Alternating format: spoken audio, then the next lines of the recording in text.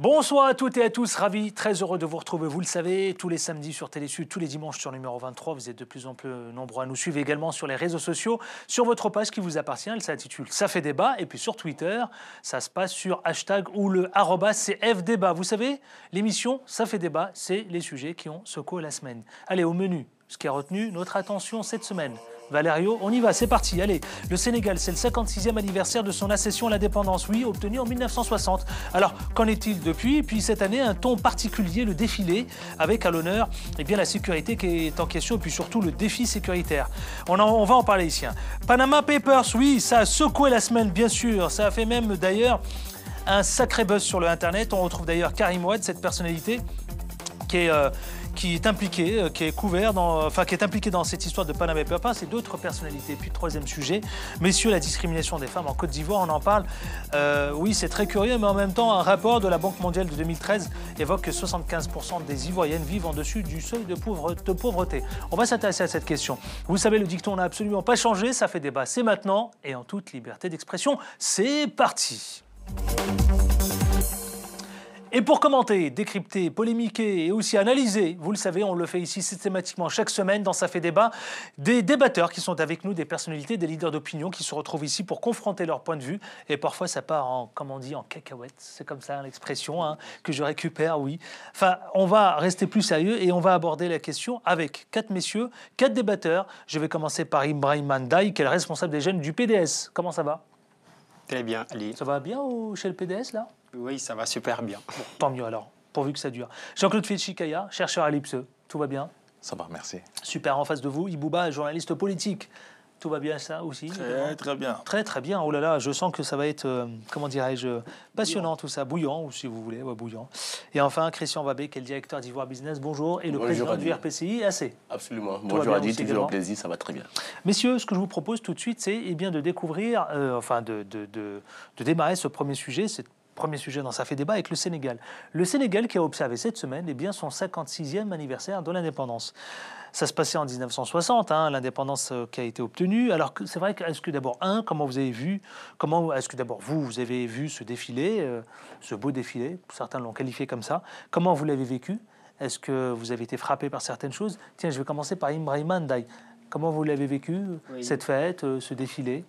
Oui, merci Adil. Je vais commencer par féliciter tous les Sénégalais.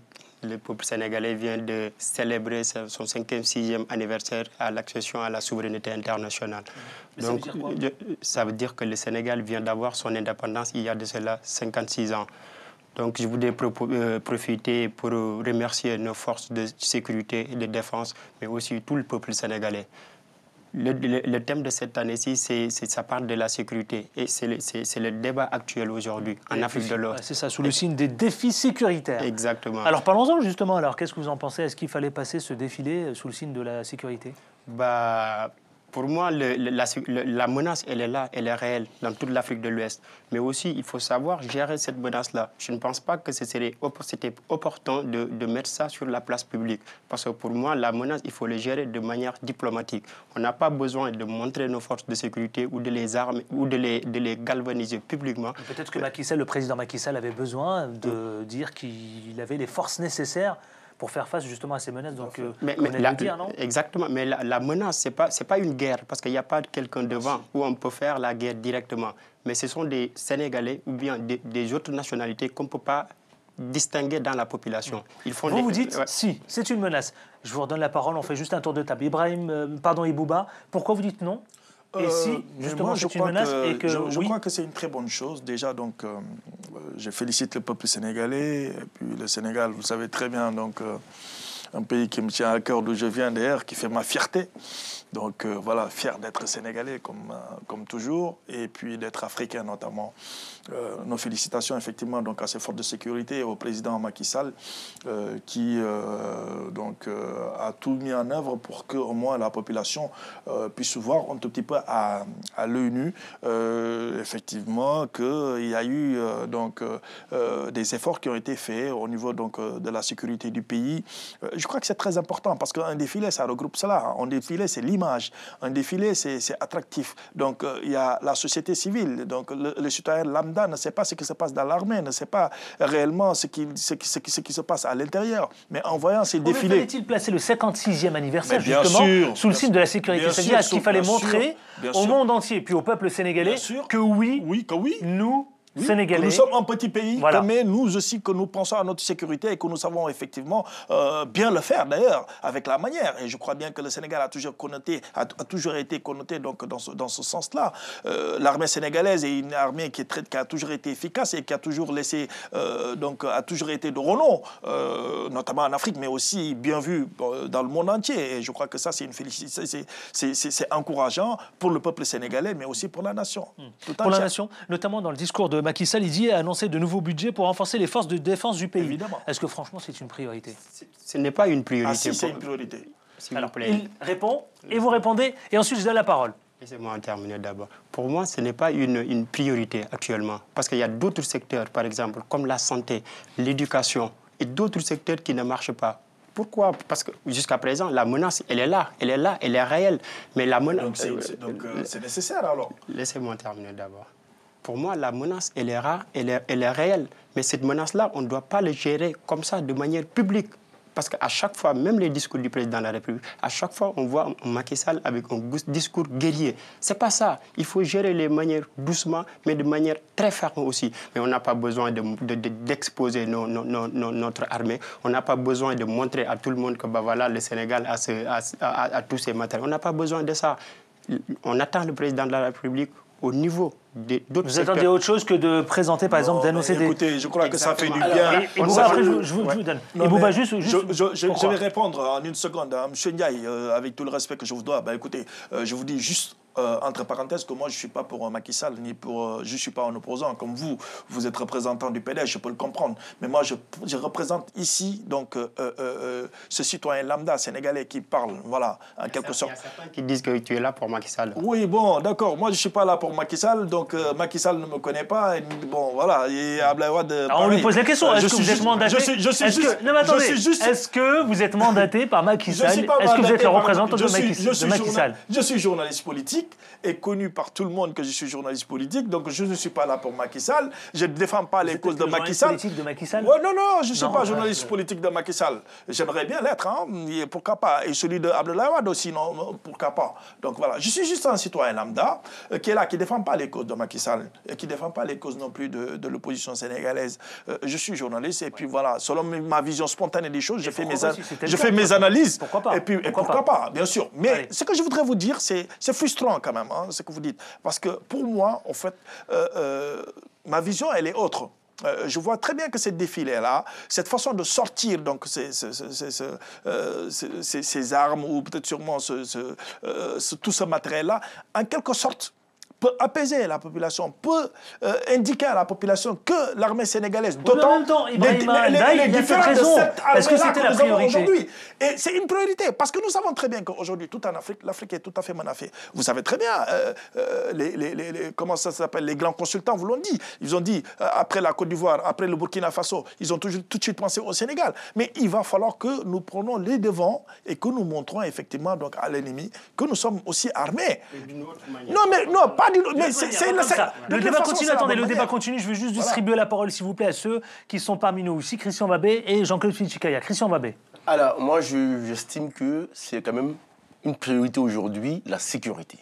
Alors, le président Macky Sall qui fait un défilé militaire brillant, il y a ce qu'on appelle la dissuasion militaire et la remobilisation des troupes. Il faut qu'en tant que président, en tant que chef suprême des armées, il montre qu'il a une armée de métier régalienne prête à faire face aux défis sécuritaires du pays. Donc, de ce point de vue, on n'a rien à lui reprocher.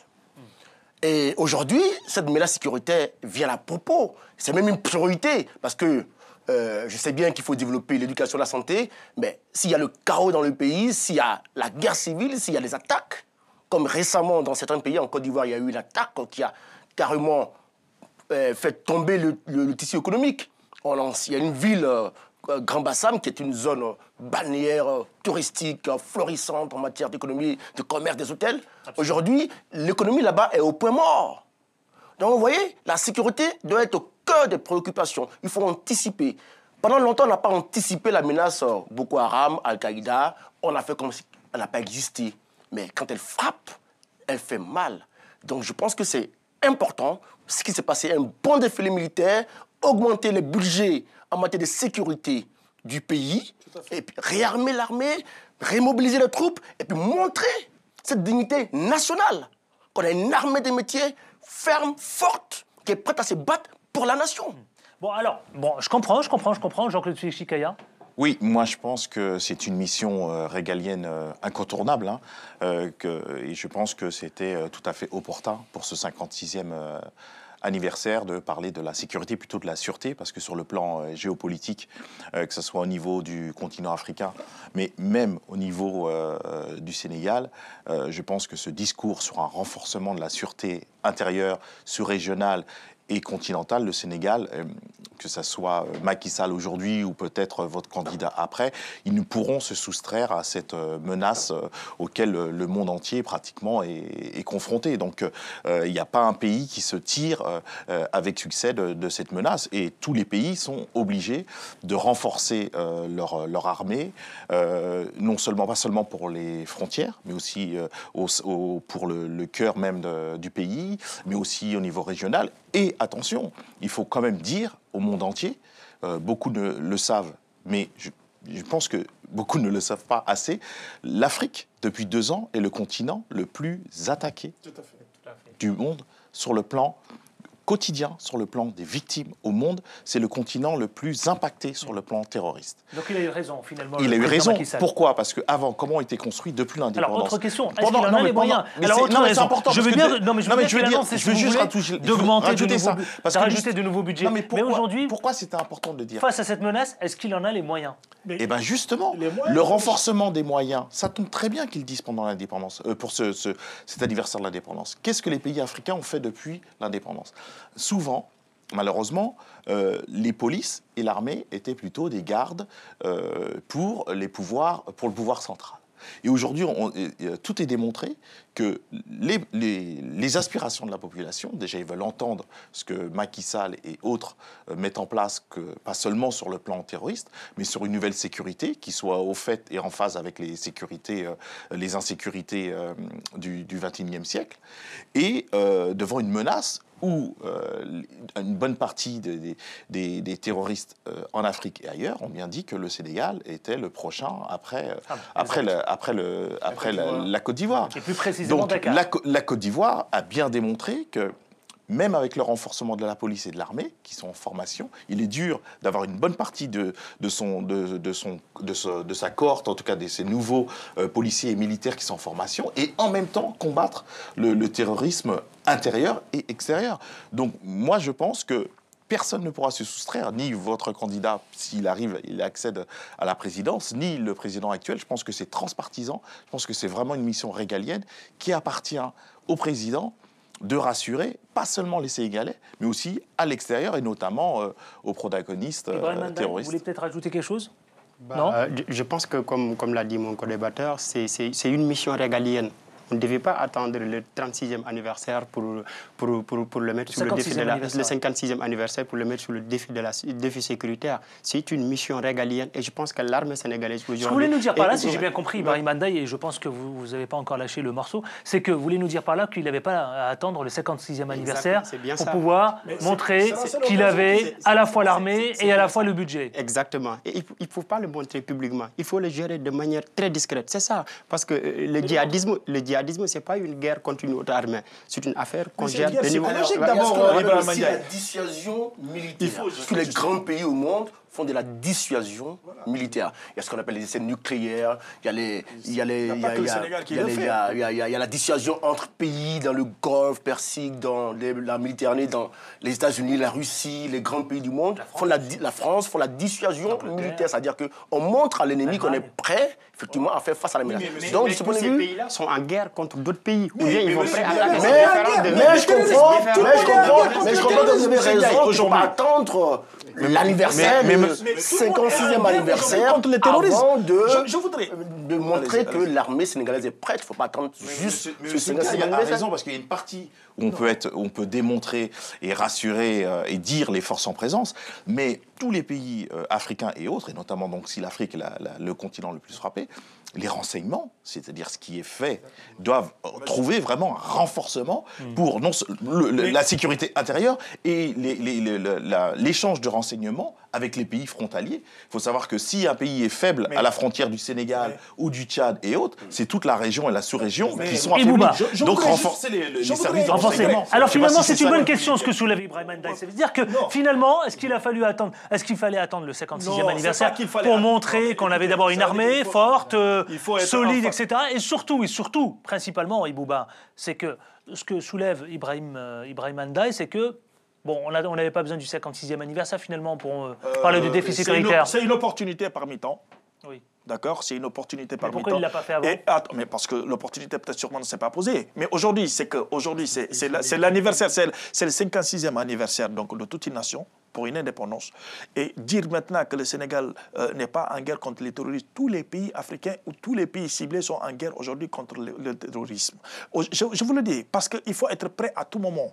Ça, il faut que vous le mettiez dans votre tête. On est bien sûr en guerre contre les terroristes, monsieur. Parce qu'on est menacé aujourd'hui contre ces terroristes-là. Il faut taper n'importe quand et à n'importe quelle heure et n'importe quel jour. Donc, ça veut dire qu'il faut prendre les précautions. Mais aussi, c'est pour pouvoir dissuader l'adversaire. Et c'est très important. C'est des stratégies. Il vous a dit dans son discours qu'il allait tout faire pour essayer effectivement. Mais d'abord. Mais en même temps, il y a quelque chose qui m'a frappé. Il y a la population. Avant de conclure dans l'annonce, dans la série d'annonces, avec un appel qui est très ferme, il dit, avec un appel qu'il répète sans cesse depuis son élection. Vous savez ce qu'il dit? J'ouvre les guillemets. Il dit remettons-nous au travail. Je referme les guillemets. Alors certains lui reprochent. J'ai lu sur Internet. Beaucoup lui reprochent, mais on n'a jamais démarré le travail pour se remettre au travail. Alors qu'est-ce que cette parole d'opposant, c'est pas. Mais c'est pas que des opposants. Non. Pardonnez-moi. Ce n'est pas des opposants là. Ce que j'ai. Je vous promets, on peut les éditer. Attendez, s'il vous plaît. Ce ne sont pas des opposants, c'est simplement la population qui disait, mais attendez, monsieur Macky Sall, monsieur le Président, je tiens à vous signaler que d'abord, vous n'avez jamais démarré le travail. Moi, je ne suis pas le défenseur de Macky Sall. Je vais juste répondre. Alors, attendez, Ibouba et ensuite vous. Je ne suis pas le défenseur de Macky Sall, je reviens toujours. Donc, ne me faites pas porter ce bonnet-là. Moi, je vous ai dit que je parle en tant que citoyen lambda, en tant que Sénégalais, à ma vision spontanée. Mais qu'est-ce que vous répondez à ma vision spontanée des choses. Tous ces Sénégalais et Sénégalaises qui parlent sur Internet et qui disent que, pourquoi vous le dites, ils ont été choqués par cette phrase, remettons-nous au travail. Mais ils sont libres, c'est leur vision spontanée des choses. En fait, ça, c'est ce qu'ils ont senti, c'est ce qu'ils ont dit. Mais c'est ça qui m'intéresse. Mais ils sont libres. Mais c'est la question qui m'intéresse ici. Moi, je vous parle effectivement du discours proprement dit du président de la République, donc qui a fait appel à la population d'être surtout vigilant. Et ça, c'est très important. Ça, je crois que c'est d'abord ces problèmes d'agents secrets que vous dites ou d'agents de renseignement que vous dites. Mais le renseignement, c'est d'abord la population, monsieur, en matière de crise. Et face aux terroristes, c'est qui aujourd'hui le renseignement? Le renseignement, c'est la population d'abord. Alors remettons-nous au travail. Voilà. Je vous donne. Ibrahim Ndiaye, est-ce que ça vous frappe, ça vous frappe pas, ça vous choque, vous êtes scandalisé, vous êtes heurté? Je suis vraiment heurté parce que quand quelqu'un, pendant le référendum, le scrutin en référendum, qui est une consultation populaire, demande à tous ses ministres, à toutes les directions, à toute l'administration sénégalaise, de tout le gouvernement, de vaquer leur bureau pour aller faire des assauts de conscience au fond du Sénégal. Si je vois quelqu'un qui transforme notre palais de la République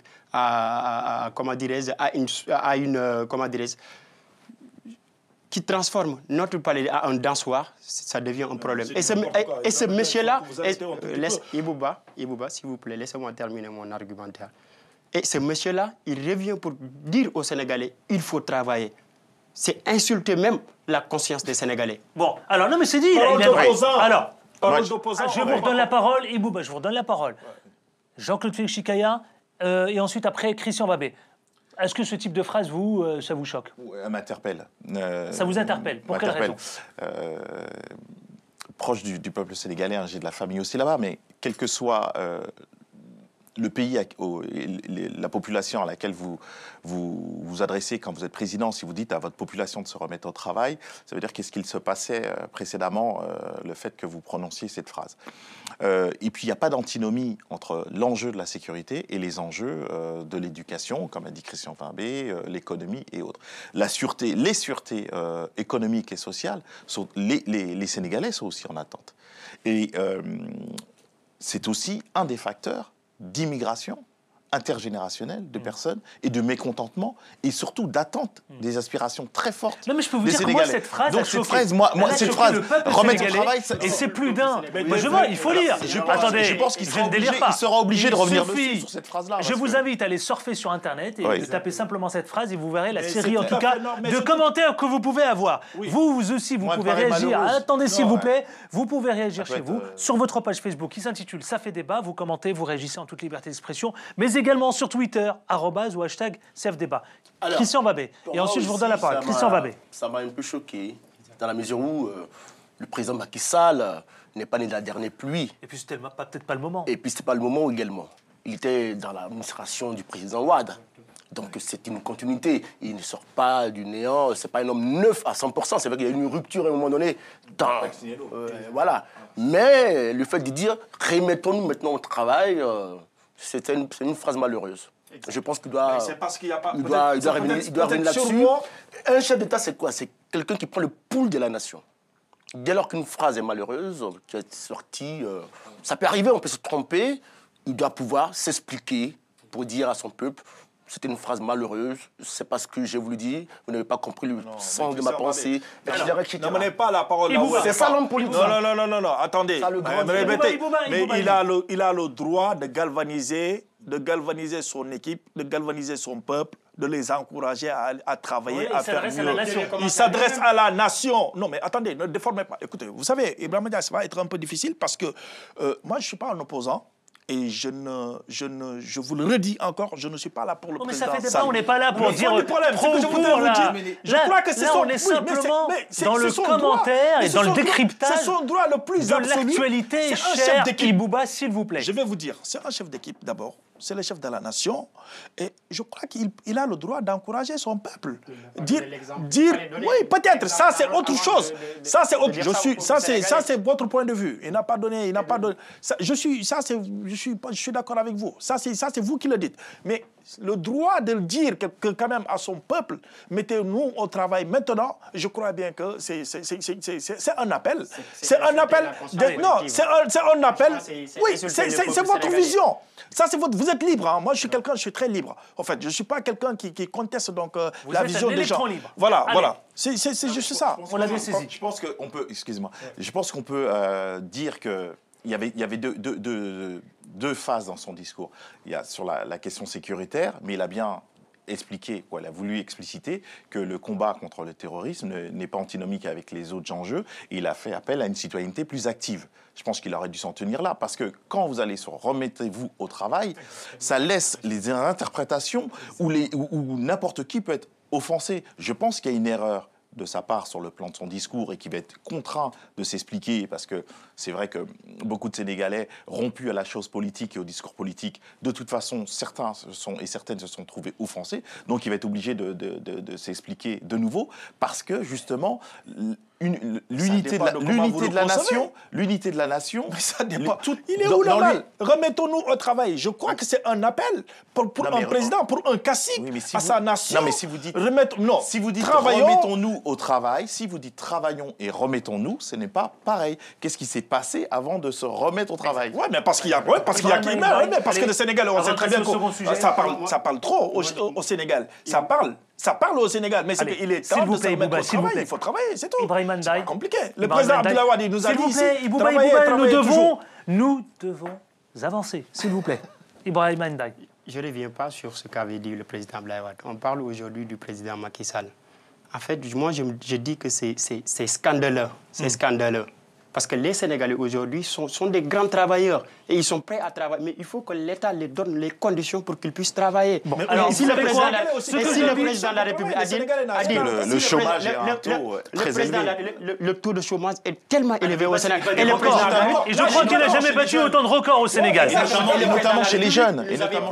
Il nous avait promis 25 ministres. Aujourd'hui, on se retrouve avec combien? Une centaine de ministres. Ouais, c'est une garde prétorienne. Donc, exactement. Là, il est en train, avec son fameux référendum là, que le peuple n'a pas adopté. Que le peuple, parce que le taux d'abstention, vraiment, je pense que vous avez vu les résultats. On l'a traité ici. Voilà, le travail est un sujet sensible au Sénégal. Exactement. Le taux de changement n'a jamais été aussi grand. Je signale que nous sommes obligés d'avancer parce que, bon, allez, on a le deuxième autre sujet, vous savez quoi, qui a éclaboussé énormément de personnalités dans le monde, partout, y compris sur le continent africain. Et vous savez, on parle de Panama Papers. Ce que je vous propose tout de suite, c'est d'observer ce reportage réalisé par Ahmed Paraison. On revient ici tout de suite le commenter. Regardez. Mossack Fonseca, le nom d'une société qui n'était jusqu'ici connue que par les initiés. Depuis hier, grâce à la plus grosse fuite de l'histoire du journalisme, Mossack Fonseca est devenu le symbole de l'évasion fiscale. 11 millions de fichiers ont été épluchés par des journalistes de 106 rédactions à travers le monde.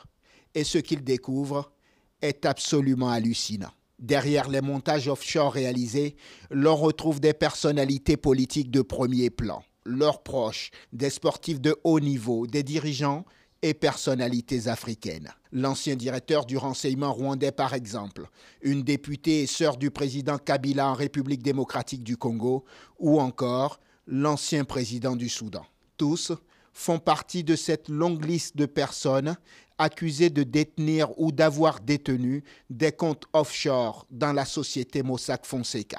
Les journalistes qui ont enquêté sur cette fuite révèlent que les noms de milliers de personnes apparaissent sur les fichiers épluchés. Les révélations sur les noms des personnalités de premier plan impliquées dans cette affaire devraient donc se poursuivre. Une perspective qui fait sans doute trembler dans les palais en Afrique. Et qui fait trembler, attention, figurez-vous, où ça? Au Sénégal, et on parle de Karim Wade. Alors Karim Wade, alors ministre, le fils de l'ex-président sénégalais, avait noué via une société offshore un contrat avec la société gérante du port de Dubaï. Alors d'abord, c'est vrai, et il y a autre chose que j'aimerais rajouter, c'est vrai que souligner ici le fait que, a priori, il n'y a rien d'illégal d'avoir un compte à Panama. D'abord, c'est important de le préciser. Il n'y a rien d'illégal d'avoir un compte. D'abord, ça c'est une chose, mais c'est important de le dire à tous celles et ceux qui nous regardent. Il n'y a rien d'illégal. Maintenant, parlons de Karim Wade. Parce que, vous savez quoi, ce dossier m'intéresse au plus haut niveau, parce qu'ici même, on l'a traité à plusieurs reprises, et que son procès court toujours. Mais surtout, vous savez quoi, est-ce qu'on peut parler d'enrichissement illicite concernant Karim Wade, avec cette société nouée avec Dubaï? D'abord, une précision, Adil. Le nom de Karim Wade n'est apparu nulle part sur les publications du Panama Papers. Donc, nous, au niveau de notre parti, nous nous réjouissons de ces publications-là. Ah si, il fait partie de tous ces noms de séries. Non, le nom de Karim Wade, Mamadou Pouye, n'est pas Karim Wade. Alors, si ce n'est pas le Karim Wade, c'est son entourage. Voilà. Comme l'entourage du président. Ibouba, s'il vous plaît, laissez-moi terminer. Je dis encore une fois de plus que le nom de M. Karim Wade n'est apparu nulle part sur les publications de Panama Papers. Et nous, au niveau de notre formation politique, nous nous réjouissons vraiment de ces publications-là. Alors, qu'est-ce que vous répondez?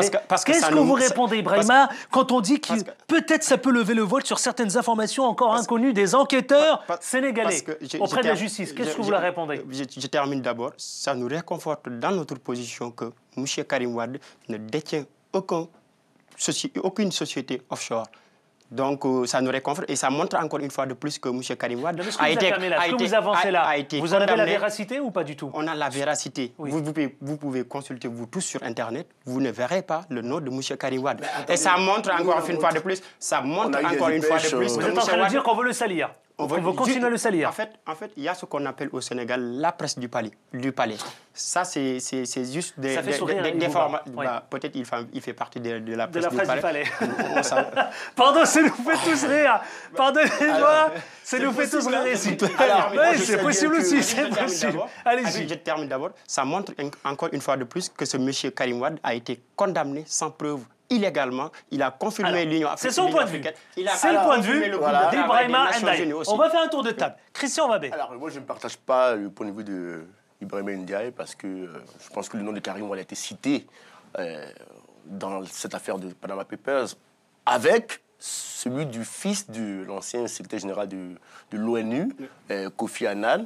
Et puis d'autres personnalités.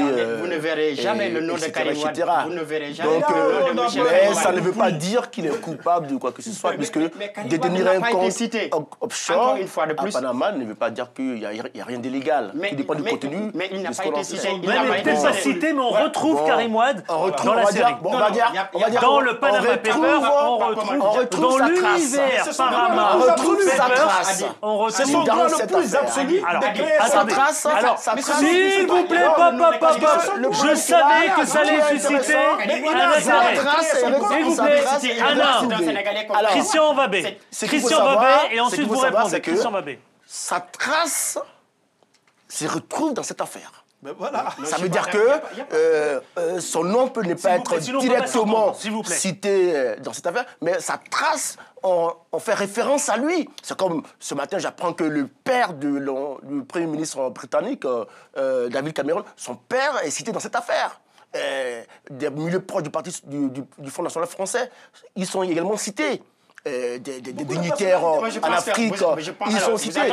Donc, à partir de ce moment-là, c'est une fin. Moi, je pense que le Karim Wade doit faire une déclaration devant le peuple sénégalais pour s'expliquer sur cette affaire du Panama Papers. C'est tellement simple et ça permettrait de jusqu'ici, on n'a pas entendu de faire la polémique. Moi, je dis c'est très simple. En même temps, moi, si je suis cité dans une affaire pareille, je fais une conférence de presse et je fais un démenti. S'il vous plaît, on fait juste un temps. Je n'ai rien contre Pour le moment, parmi les documents, je n'ai pas de démenti de Karim Wade, mais on va tenter d'avancer. Ibouba, Jean-Claude Chikaya, et je vous redonne la parole. Ibouba. D'accord. Donc, parole de pose à... Pourquoi ça vous fait sourire? Non, mais ça me fait sourire parce que... Non, mais c'est sérieux, attendez, c'est sérieux, là. Parce que moi, ça me fait pitié. D'abord, ce que je voudrais dire, je sais que, bon, cette fois-ci, vous serez un peu... Qu'est-ce qui vous fait pitié? Le nom de Karim Wade dans la liste? Vous serez réconforté, puisque je crois que je fais partie des gens qui ont d'abord fustigé le premier, donc la détention de Karim Wade, monsieur. Pour vous dire juste que moi, je fais mon travail de journaliste, pas autre chose. Maintenant, Karim Wade a le droit aussi d'avoir un compte au Panama Papers. Il ne l'a pas. Non, oui, d'accord. Il a le droit, c'est le droit le plus absolu d'ouvrir son compte au Panama. OK? Ça, c'est clair. Maintenant, moi, je ne vais pas m'avancer aussi dans des sujets où je ne peux pas donner quelque chose de rationnel donc, à mes téléspectateurs et à ceux qui me regardent. La justice sénégalaise, je sais que c'est une justice qui est très efficace. C'est une justice qui sait bien faire son travail. À mon avis, je crois que tôt ou tard... Excusez-moi, je sais que tôt ou tard, peut-être sûrement que cette justice-là, quand même, avec tout le respect qu'il doit au peuple sénégalais, essaiera quand même donc de se prononcer là-dessus, ou sinon, M. Karim Wade s'exprimera là-dessus. Moi, c'est tout ce que j'ai à dire dans ce Jean-Claude Chikaya. Moi, je crois qu'on peut voir cette affaire sur... J'attendais beaucoup plus de vous, mais bon. Non, alors, je vais finir par croire à Ibrahima Ndiaye qui dit que c'est la presse. Vous faites partie de la presse du palais. Peut-être, c'est possible hein, en même temps. C'est possible. Je crois qu'on peut voir... Vous dites pas non, hein? Mais c'est possible. Et vous dites pas oui. Je ne fais partie d'aucune presse. Vous dites pas oui. Vous dites pas non. Je ne fais même pas partie de la presse sénégalaise.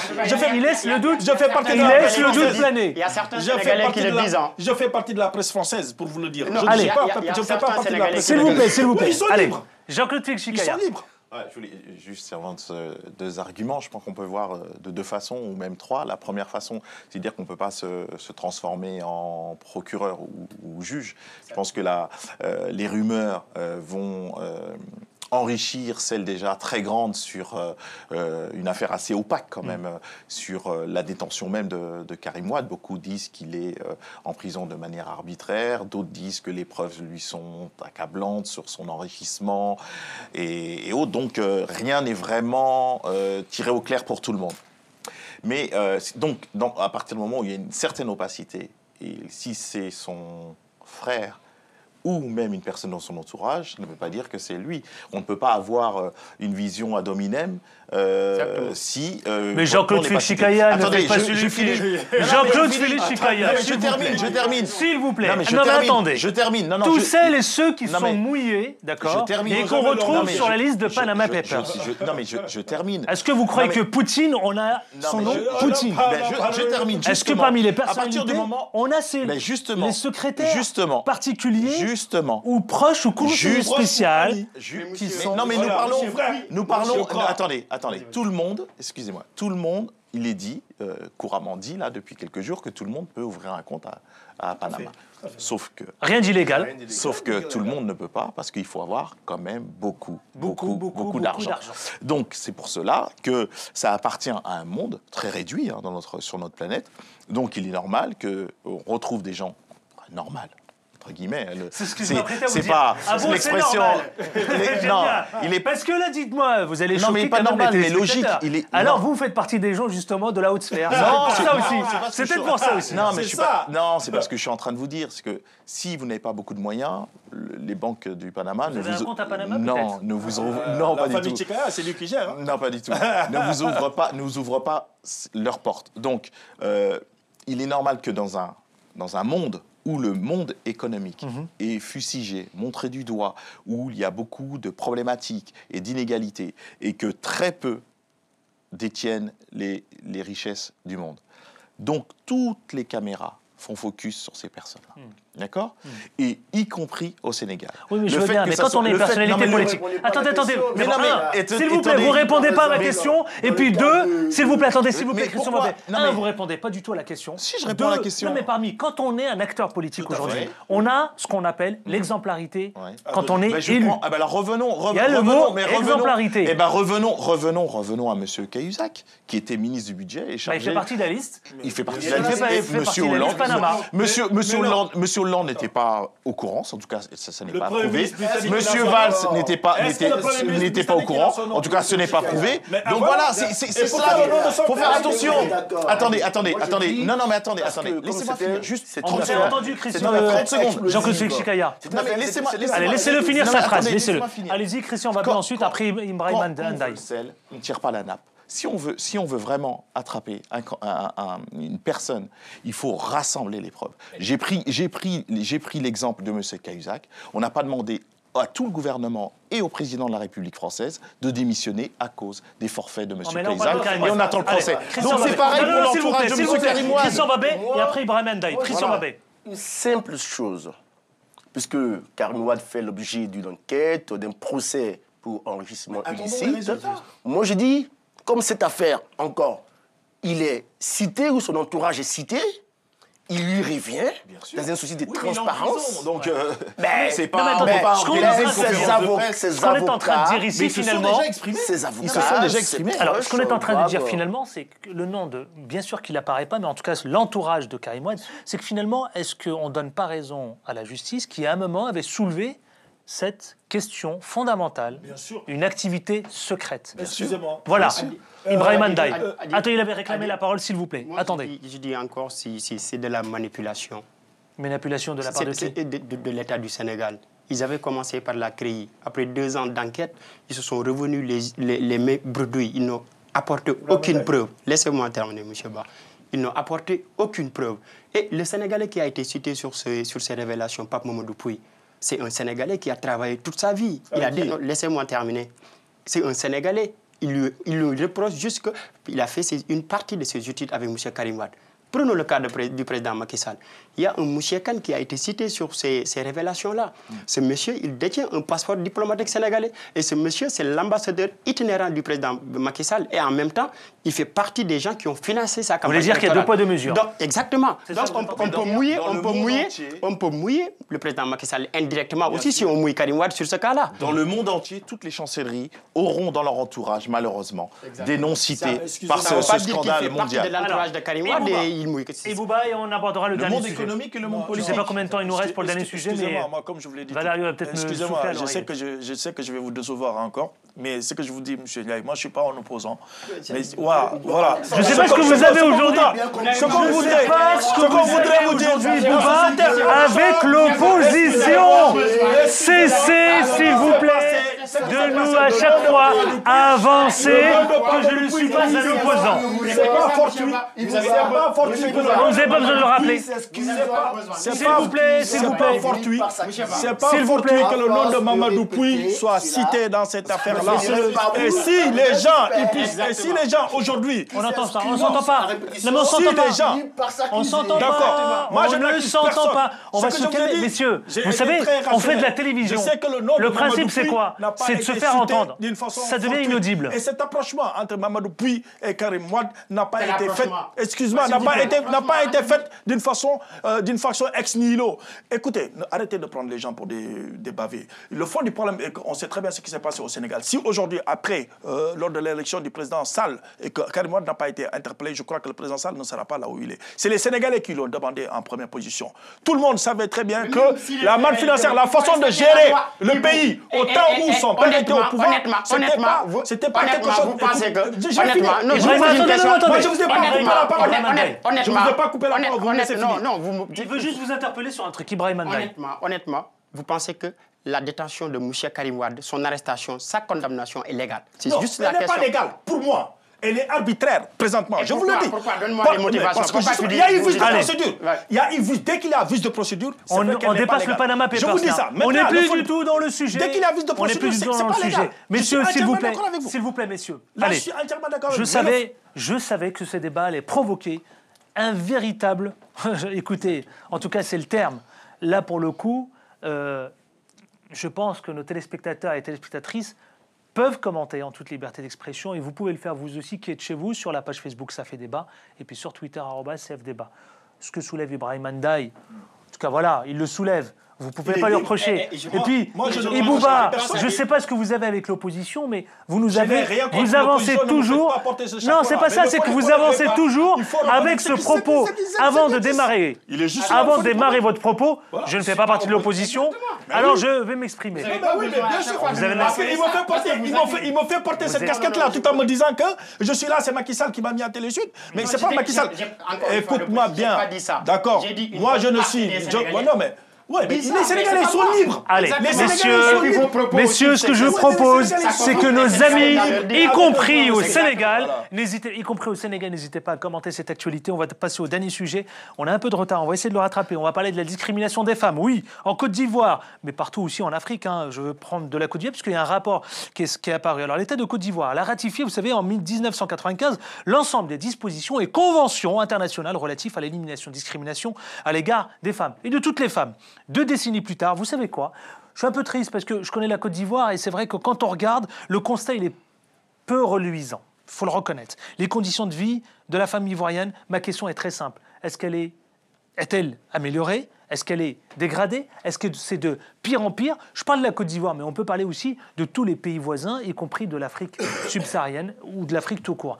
Qui veut prendre la parole? Et peut-être Christian Babé vous-même, parce que vous avez un journal ivoirien, et j'aimerais savoir, est-ce que d'abord, ça vous frappe, et puis surtout la condition de la femme aujourd'hui, est-ce que vous considérez qu'elle est dégradée ou est-ce qu'elle s'est améliorée? Elle s'est dégradée.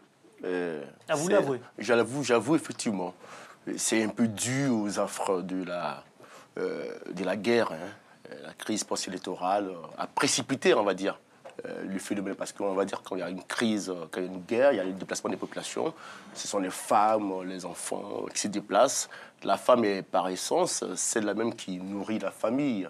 Les femmes dans les villes et l'intérieur ont à leur disposition, à leur charge des plantations qu'elles font tourner. Donc, dès lors qu'il y a des déplacements de population, la femme ne peut plus jouer son rôle de mère qui... Mais c'est quoi les facteurs? C'est quoi? C'est le travail? C'est l'économie? C'est la culture? C'est quoi? Souvent, on parle de culture et d'économie et le travail. Alors, le problème qu'il y a, c'est que quand il y a la guerre, par exemple, il n'y a plus de travail. L'économie s'effondre parce que ce sont les âmes qui crépitent. Il n'y a plus de revenus.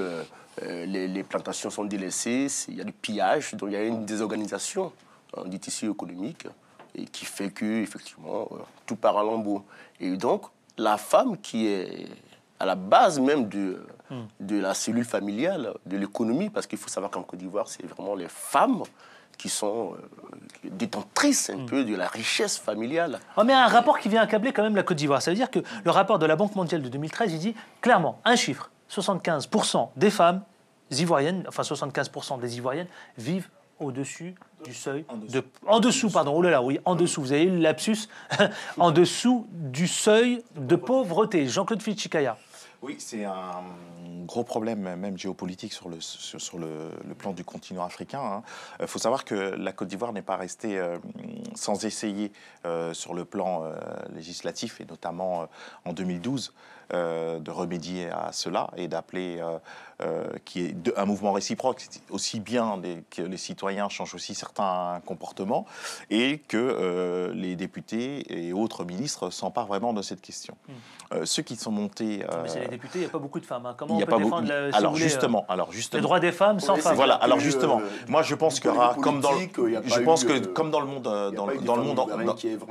comme sur notre planète, moi je pense qu'il n'y aura pas de mouvement naturel. Je pense qu'il faut passer par l'imposition, par la loi. Par les quotas, vous voulez nous par dire les quotas, parce que la domination masculine, c'est un héritage universel. Hein, le monde entier est malheureusement... C'est pas propre à l'Afrique. C'est pas propre accru à l'infériorité de la femme. Et malheureusement, il y a encore des séquelles et des conséquences dans le monde entier. Et notamment en Côte d'Ivoire, en 2012, l'État ivoirien a mis lié à ce qui avait été décidé sur le plan international, des choses en place. Ceux qui sont montés au créneau, qui ont un peu surpris l'échiquier politique, sont les chefs coutumiers et de certains chefs religieux. Donc ça démontre bien qu'à l'intérieur même de la société ivoirienne, il y a des résistances sur le plan religieux pour certains, sur le plan coutumier. Donc ce n'est pas faire offense aux religions ou aux personnes athées, mais aussi au sens citoyen. Il y a des mécanismes qui doivent évoluer, c'est-à-dire l'attachement à la Côte d'Ivoire ne se départit pas de ce qu'il faut vraiment changer. Sur le plan, il y a très peu de députés femmes, très peu de femmes... je peux vous donner les chiffres. Hein. Ouais. Aujourd'hui, à ce jour, hein, le statut, en tout cas de la femme, il n'est pas égal à l'homme. Je vais vous donner quelques chiffres que j'ai sous les yeux.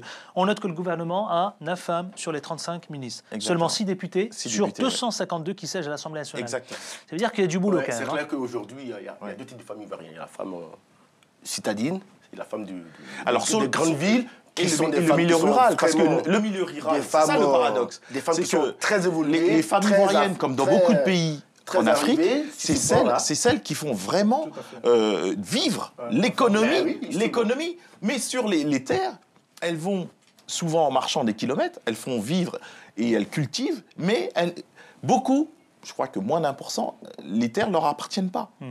Et elles reviennent à la maison. Il y a un autre travail qui attend les femmes. Donc vraiment, c'est un enjeu considérable. Et sur le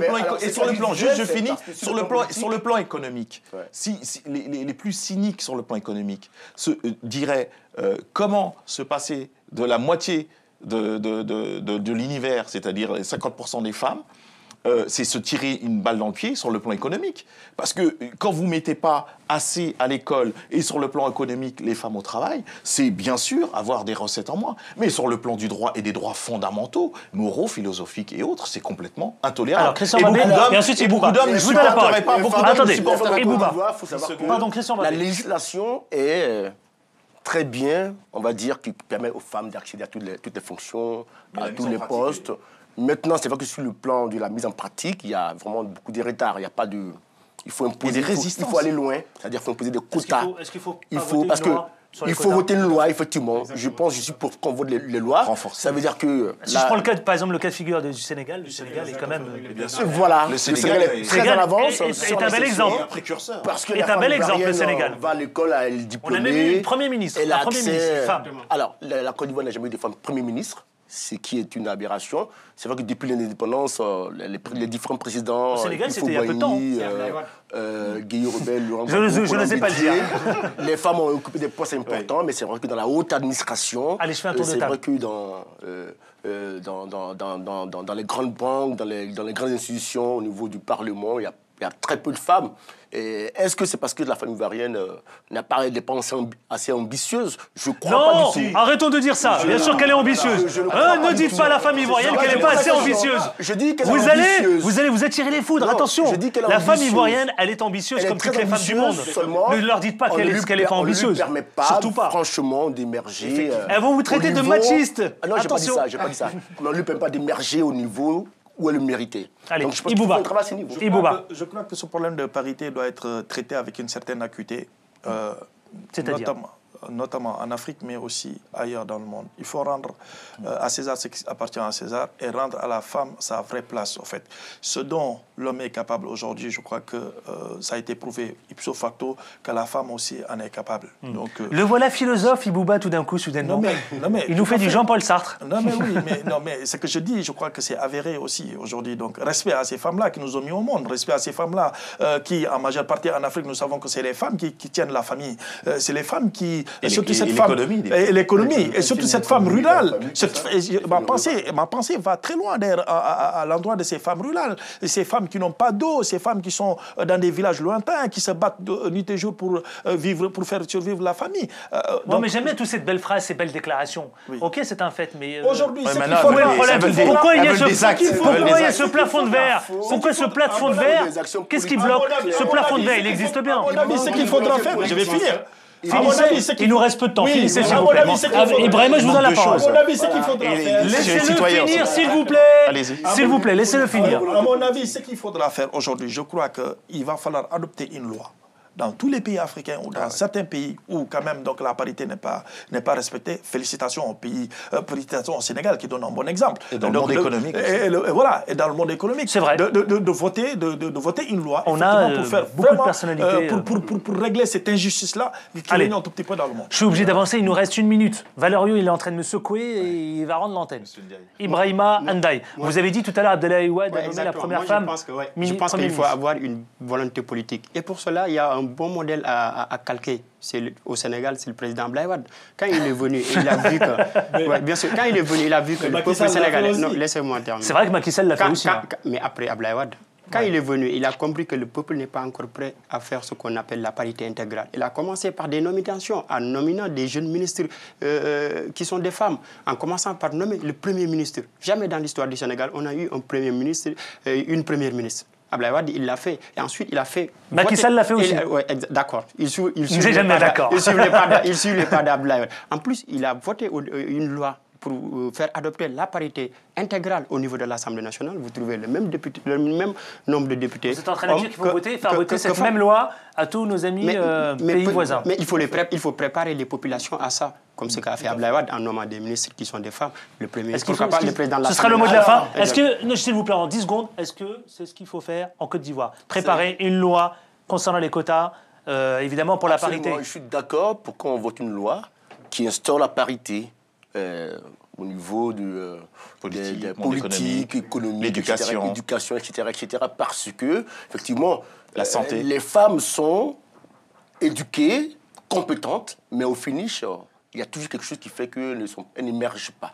Donc, ces quotas-là... Alors, finalement, les quotas, c'est une bonne chose. Les quotas, c'est une bonne chose. Je suis pour cela. Quand on remarque que les initiatives individuelles ne marchent pas, il faut prendre une décision politique.